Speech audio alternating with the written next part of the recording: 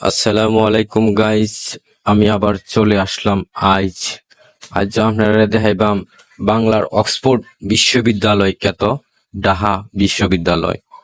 সবাই তো নিচে দিয়া গুইরা গুইরা দেখায়, আমি কিন্তু আজ উপরে থেকে দেখাইবাম। ঢাকা বিশ্ববিদ্যালয় প্রতিষ্ঠিত হয়েছে 1921 সালে।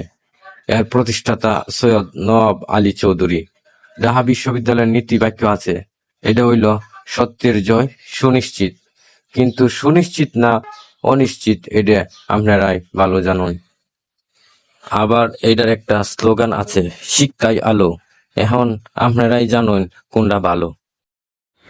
দুনিয়াবি আলো তাইকা কবরমুখী আলো আমাদের জন্যে পরকালে ভালো।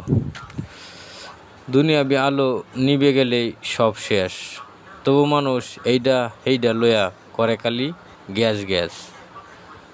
ঢাকায় যারা আসছেন গরমে, ঢাকা বিশ্ববিদ্যালয় আইলে থাকতে পারবেন আরামে, কারণ এখানে গাছ আর গাছ।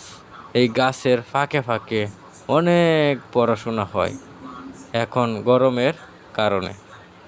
আনহেরা আবার অন্য কিছু বুঝালেন না যে ঝুঁকিপূর্ণ শহরে তালিকায় ঢাকা নাকি 2 নম্বরে, কিন্তু ঢাকা বিশ্ববিদ্যালয় দেখলেই মনে হইতো না এটা ঝুঁকি জাকি আছে।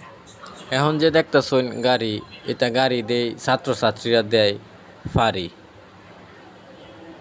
এখন গাছ আর গাছ, ঢাকা বিশ্ববিদ্যালয়ের ভিতরে বেশিরভাগই গাছ, কারণ গাছের তলেই শান্তি। পাঁচতলায় শান্তি নাই, গাছতলায় নাকি খুব শান্তি।